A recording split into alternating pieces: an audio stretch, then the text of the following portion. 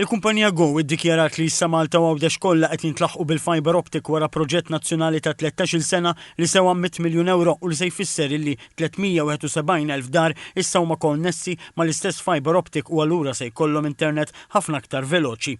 Tant ħabbar waqt konferenza fil-binja prinċipali tal-Go fiż-Żejtun li matula l-kap eżekuttiv tal-Go Nikhil Patil enfasizza l-impatt ekonomiku u soċjali ta' dan il-proġett. Each and every home and business can get speed at the data at the speed of light, and we are going to provide speed up to 10 gigabits.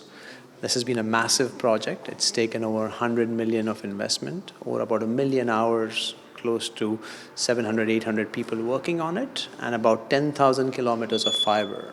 When you think about 10,000 kilometers of fiber, it's really having a fiber cable going from Malta all the way to Tokyo.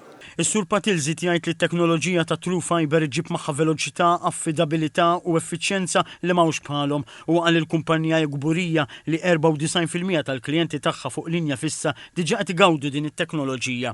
Temm jgħid li fadal biss ftit żoni fil-Belt Valletta. Il-Ministru għall-Ekonomija, l-Intrapriża u Proġetti Strateġiċi Silvio Xkembri qal li dan il-proġett huwa parti mill-Viżjoni 2050 li nieda l-Gvern u li jagħmel minn Malta pajjiż ħafna aktar konness diġitalment. Illum grazzi wkoll għall-investiment magħmul minn Go, aħna wieħed mill-uniċi pajjiżi nistgħu ngħidu hekk li għandna fiber mal-pajjiż kollu li jilħaq speed fast ħafna aktar minn 10 gig.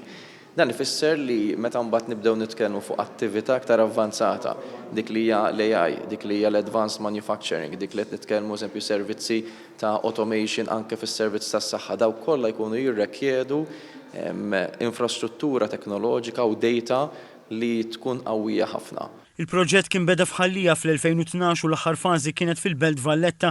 Apart il-kilometri ta' cables dan il-proġett inkluda wkoll aktar minn 3000 kilometri ta' dotti u kanali.